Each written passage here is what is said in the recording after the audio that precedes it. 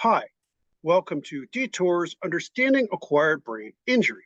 And I'd like us to say hi to our newest host, Ken. And he's going to be talking to us about a wide variety of different topics. He has an interesting background and very interesting story. Um, so I'm gonna with some guiding questions and some prompts and things like that, but we're gonna talk like we usually do. Um, so hi and welcome to Detours.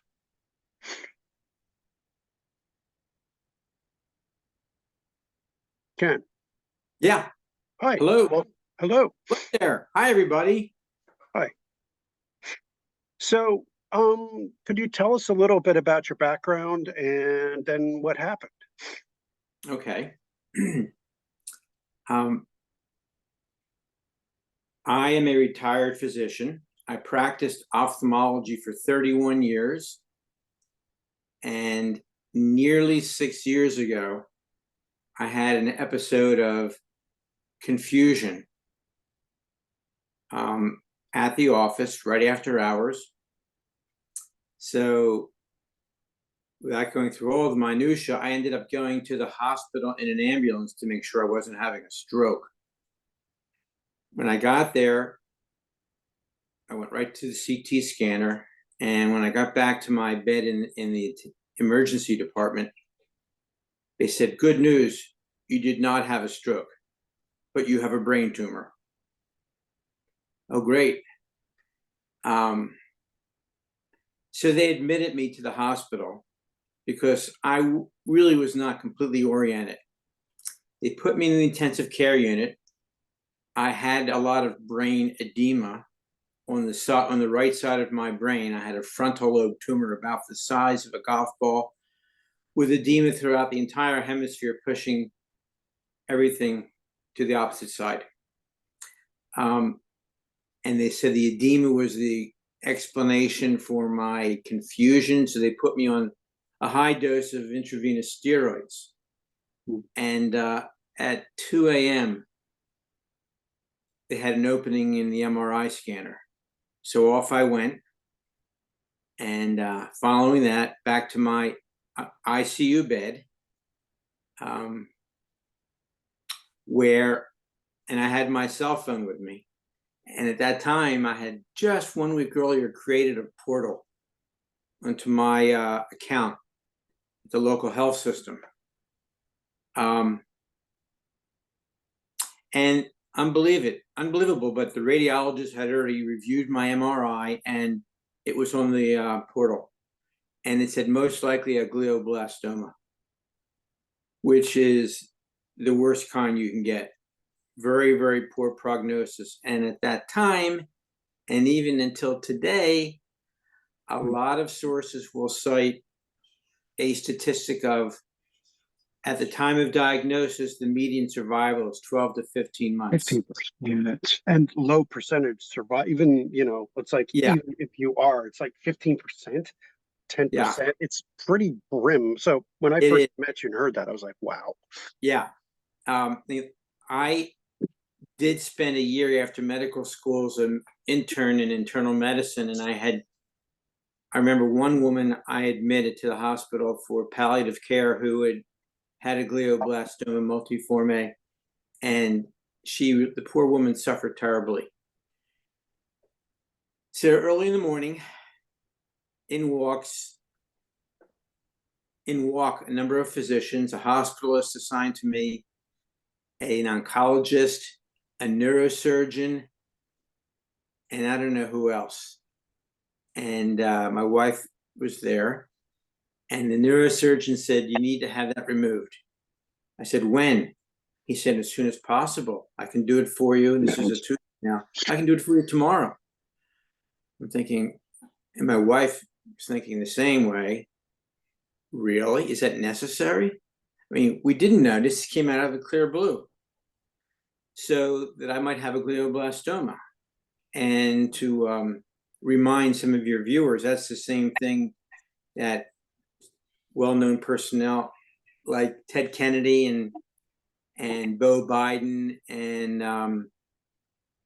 our senator from Arizona all had that and succumbed to that tumor. Plus, I knew some doctors in my own town that had died from that, and they didn't last long. So I was concerned, rightfully so, and I have a friend who is a neurosurgeon in the same practice as the neurosurgeon who came in to visit with me that day. He was on vacation out in Cape Cod, so my wife was able to track him down through a mutual friend, and we both spoke to him on the phone. And when it was my turn to talk, I said, "Joel, do I really need to do this?" He goes, "Ken, you need to do that now, when, as soon as possible." "Where?" "Right where you are." I said, "Well, who should do it?" He goes, "Have your doctor there do it. He's my partner. And if I needed a craniotomy, I'd go right to him. I'd have him do it." So we did. So I had a craniotomy on Tuesday. And back to the ICU I went. And then Thursday, I remember waking up and all of my kids and their spouses were right there. And just to make sure they knew that I was okay, I went down the list and pointed to each person and said their name. So they knew that I was still okay, right? That was a Thursday. They sent me to, before the surgery, they sent me for all kinds of tests to make sure it wasn't a tumor coming from somewhere else, thereby being a metastatic lesion to the brain as opposed to a primary brain tumor. And my neurosurgeon said, "I don't know for sure what it is, but it sure behaved and appeared to be a glioblastoma when I was there removing it." We didn't get the exact pathology till a week later. So Thursday was like post-op day one. They sent me for physical therapy to see if I could stand, if I was stable enough to stand. And I was. So I went home Friday. And I don't remember having pain, although the nurse in the ICU said, "I'm going to give you pain medicine." Now I said, "I don't have any pain." She goes, "Well, you were having a lot of pain, so let's give you this one more dose so that nothing comes back." Fine. So I went home Friday and I felt fine, tired. I had a bad haircut, all this was shaved, and I had a gauze hat that I was wearing. And my doctor said when the glue falls off the incision, that means the wound is healing and there are no sutures to be removed. They're all buried and nothing needs to come out. So I didn't drive a car. I knew that I didn't have the final pathology back yet, but a couple days later, the oncologist assigned to me, who was a general oncologist and not a neuro-oncologist, and parenthetically, I'll say, it's a very nuanced specialty, brain tumor, especially with the glioblastoma, where there is really no established cure, incurable. So my general medical oncologist and I had a few conversations, and he called me at home and said, "I'm sorry, I just got the pathology back. It is a glioblastoma. But the good news is that you have XYZ genetic markings on there. You have, which portends a better prognosis." I said, "Okay, I'll take that." So what do we do now? Well, you need to have 6 weeks of radiation and chemotherapy, which we can do here. And that meant like a mile from my home, which was convenient.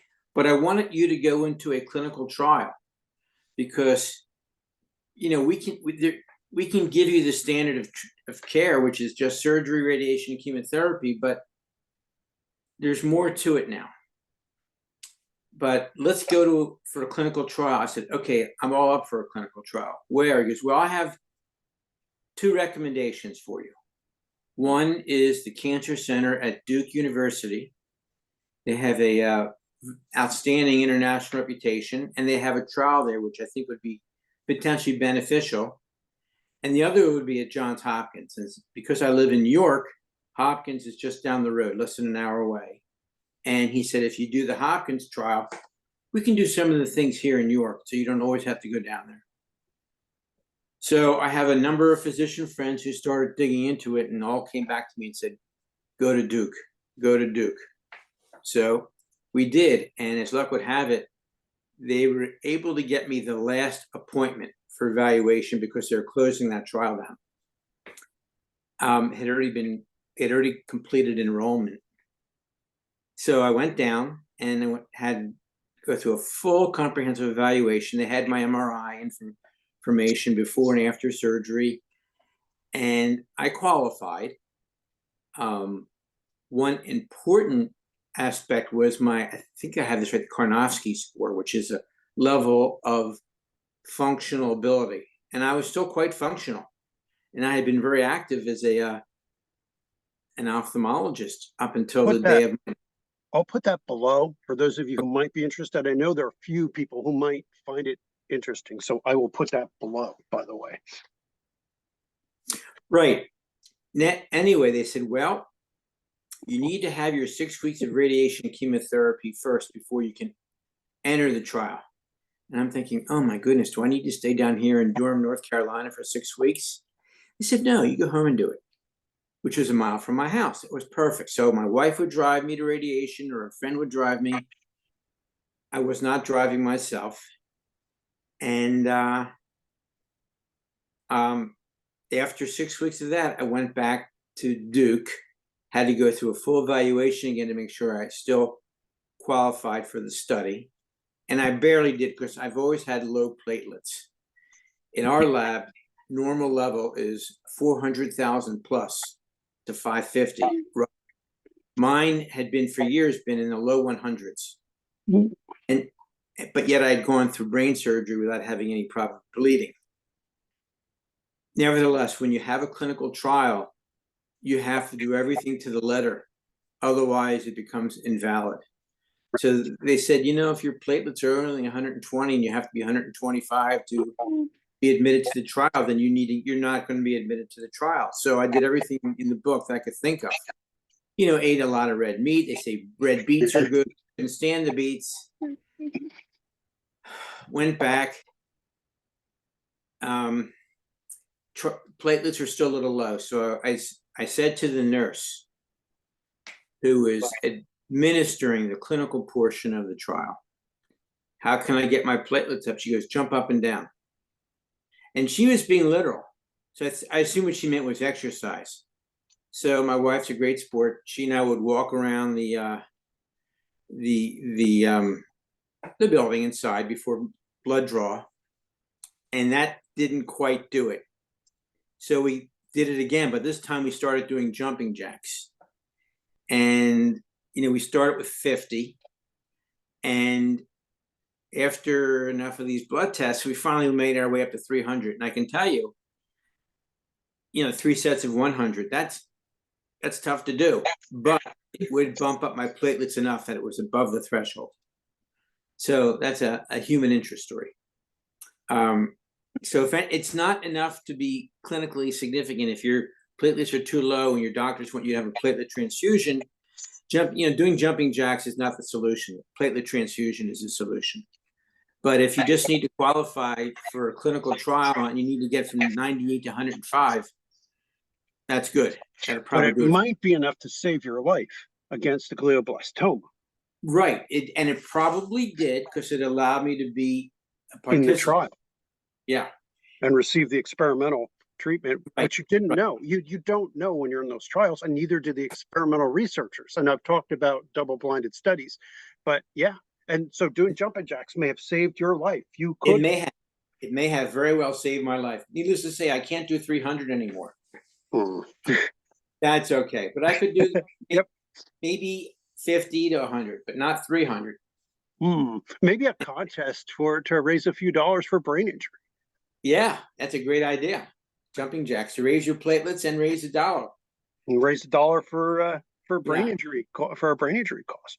Who knows? So I didn't know exactly what to think.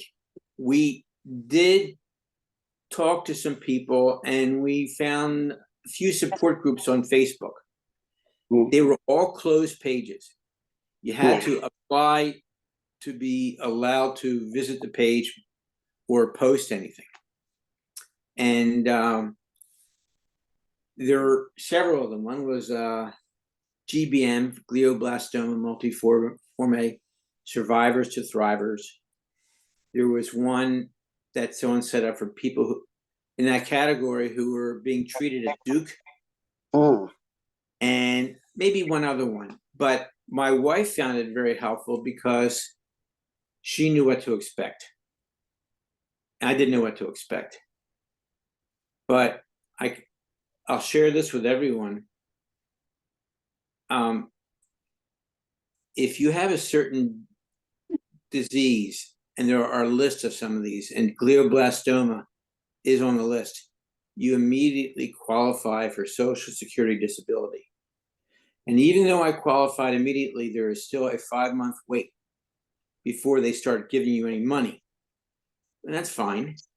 So in February, this happened very end of August in 2017. In February of 18, I started getting deposits into my checking account for my Social Security. And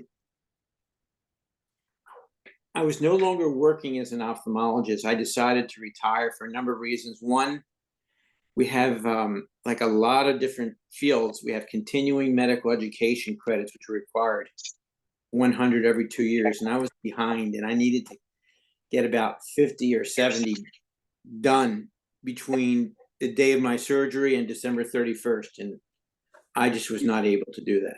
There's just no way. And I also decided, well, if I'm only going to live 12 to 15 months, do I really want to spend my remaining time trying to get my license? Or should I give it up and spend more time with family and doing other things? Right. And that took a lot of soul searching. And I decided, I would love my work, but I didn't like all the new computer aspects that were coming in and the regulations from the government and Medicare and insurance companies. That was unpleasant. So I decided, I think I'll just concentrate on trying to live. I have a lot of hobbies that I wanted to pursue. And I just didn't think I had them. I couldn't remember a lot of things. I was having difficulty even with memory, short-term memory. My long-term memory was gone. I was worried about taking care of people if cognitively I was not 100%. And frankly, I felt like I was not 100% cognitively. But my friends, my close friends, would all say, no, you seem just like yourself. I think you're fine. But I didn't think so on the inside looking. Anyway, I let my license lapse. I could have tried and gotten a limited license where I would be still legally allowed to prescribe medications for myself and family. I figured I didn't need that. I had plenty of doctors who would prescribe it for me. So I let my license lapse. I still had a lot of useful knowledge because I was kind of the managing partner to some degree in my 3-physician ophthalmology practice. So they wanted me to stay on and help manage part of it. And I did. But you have to retain your if you retain your Social Security disability eligibility for 24 months, you're automatically enrolled in Medicare Parts A and B after 24 months. And to me, that was more important than anything else. But to retain my eligibility, clearly my diagnosis was there forever. I could work at something, but I had a very low cap on what I was allowed to earn. Right. So I didn't try to work to a point where I was able to replace my lost income. We were fine. But I think that people need to know that because one neuro-oncology fellow down at Duke said, you can go back to work. I said, no, I don't think I can. I don't feel like I have the capability of doing that anymore. And but he didn't have the clinical expertise that my attending physician at Duke, who I admire to no end. And so I've been seeing my doctor down there for almost 6 years. And I've passed a 5-year point, and the 5-year survival rate is less than 5%, but I'm almost at 6 years. But it's sort of like a bell-shaped curve with a very long, narrow tail, what the survival is. And there are people out there who are out 15, 20 years. So that gave me hope. That gave me hope. If I knew that there was the possibility, albeit very low probability, of long-term survival, by gosh, I was going to be one of those people. So Yeah. I didn't let that affect me.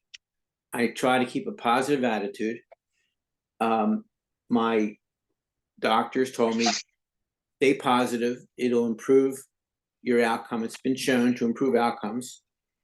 And also do something that you enjoy every day. So I realized, yeah, stay positive, have a good attitude. Don't fret about it. It is what it is. Make the best of it. And after a week of that, I realized, wait a second, if I'm supposed to do something I enjoy every day, I'm going to give myself permission to stop doing the things I don't like. So I did, to some degree. And so the clinical trial at Duke was interesting. They took out a bunch of cells from my body. They put an internal jugular line in my neck, took out all the blood into this machine called an apheresis machine. It goes through a centrifuge. There's a thin layer of plasma and white blood cells. They siphon that off. And after about 3 hours, they had a bag, pint, whatever, a unit of, white blood cells in my plasma, and the rest of the red blood cells back inside of me. And they used my cells to create a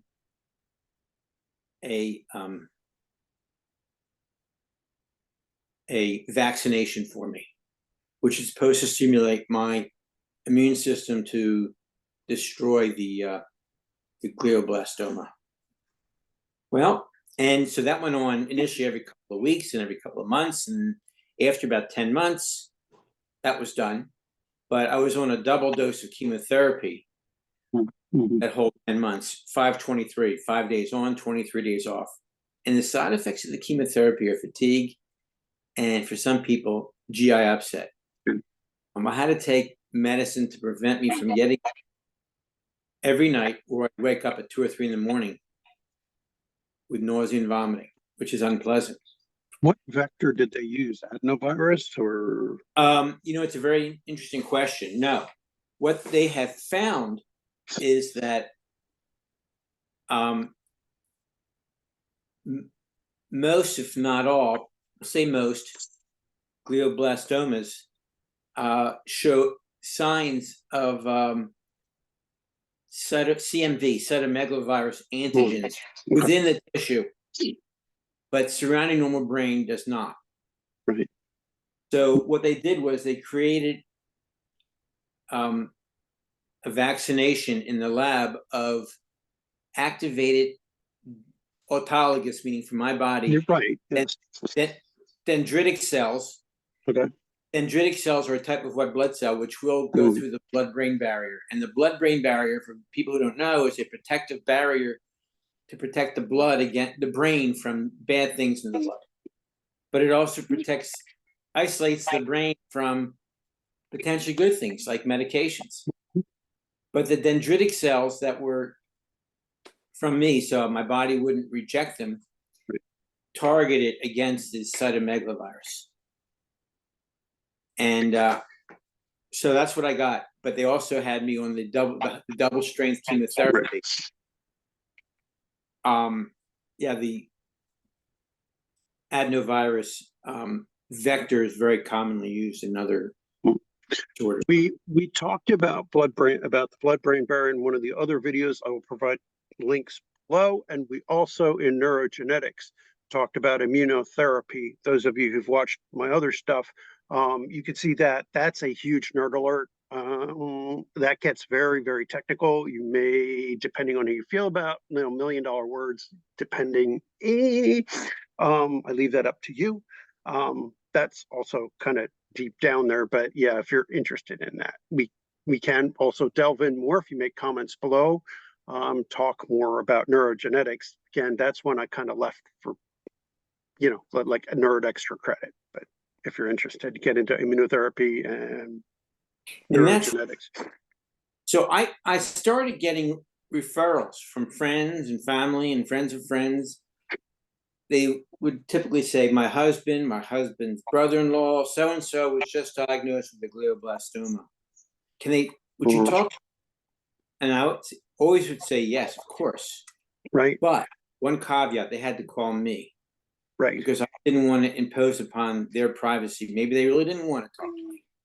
But I ended up talking to quite a few people, and I gave them all pretty much the same message. One, stay positive. Because some people really do survive a long time. And if you stay positive, you have a few benefits. One, it improves the quality of your life. You'll probably do better if you have a positive attitude. And your friends and family around you will feel better about things if you're positive and have an upbeat attitude. So it's a win-win-win situation. Stay positive. Yeah. That's one.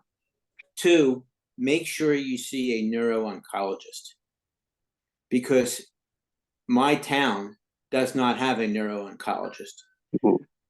And it's, as you were alluding, some of this immunogenic stuff in the brain is very sophisticated.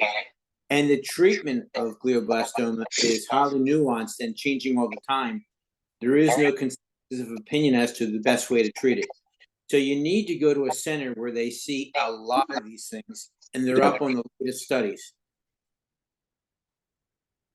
Yeah. So that's what I would tell people. I'd say positive attitude, do something you enjoy every day, and make sure you see a neuro-oncologist. And if you don't have one in your town, find one. Referral to one. Yeah. And also, make sure if you have health insurance, make sure you have health insurance that will cover you in another medical center. This is a problem in brain injury in general. There are very few specialists for any kind of, like, because realistically, we didn't have the resolution for scanners. We didn't have the nuance ability to pick up most people for TBI, for example, they died in the 70s, the 80s, majority. Same thing with hypoxic and anoxic brain injury. Most brain tumors, again, it was pretty much a death sentence for majority of them generally.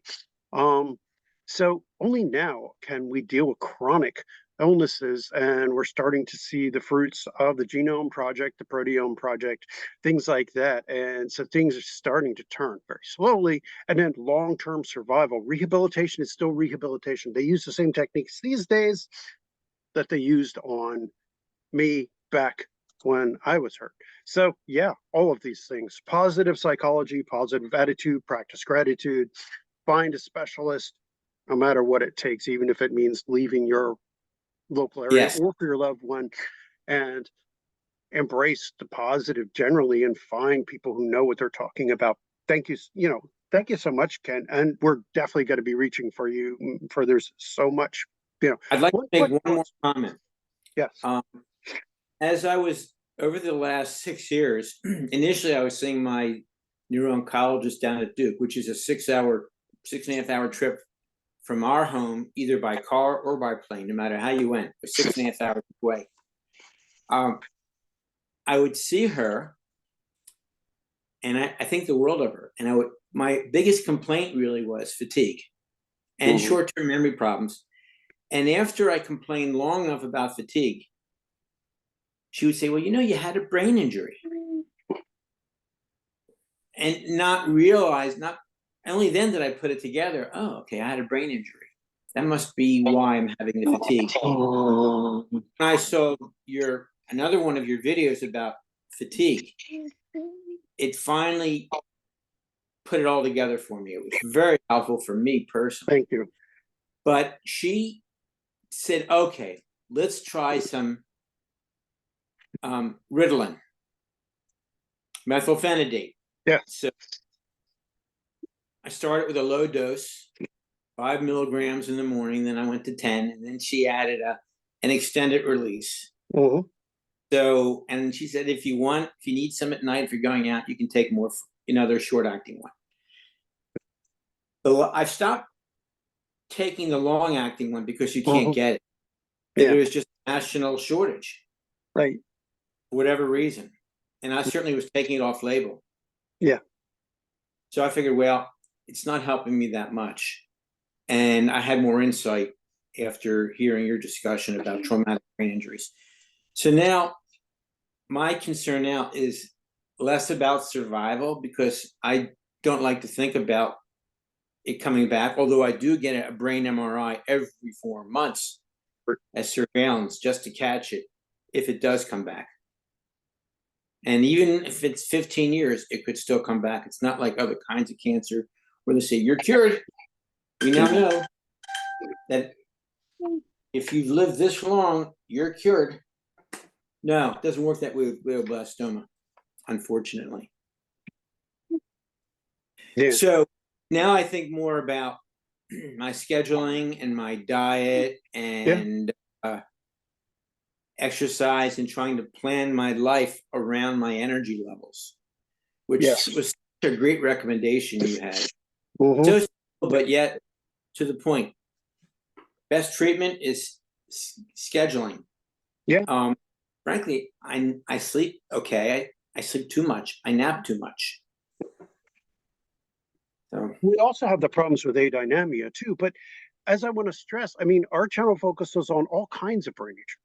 People with strokes, people with, yes, glioblastoma, traumatic brain injury, anoxic, and we all share most of those problems in common.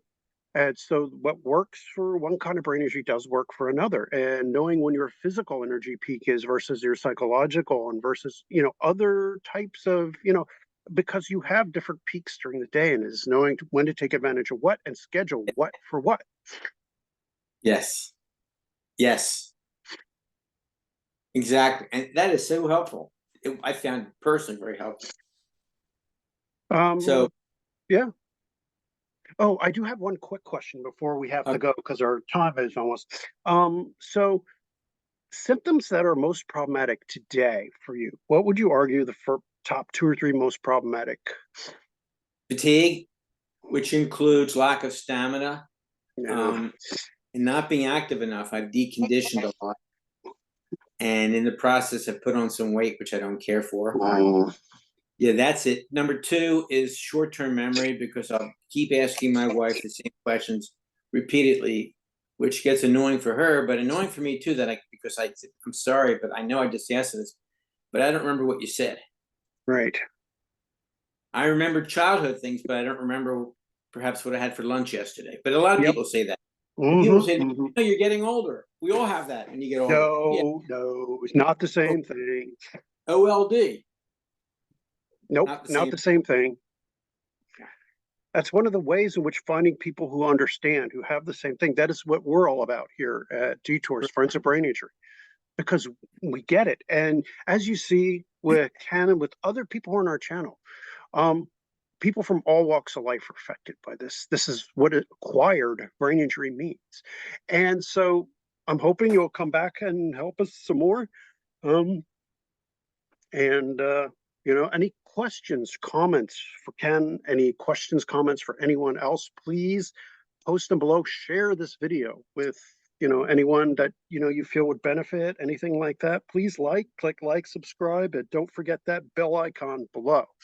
And as always, this is a YouTube channel, not a doctor's office. So please consult with your physician, your prescriber, to get information you need. But use this as well to share and to educate. Thank you very much. And thanks, Ken. Really appreciate it. See you around. Thank you. Bye. Goodbye, everybody.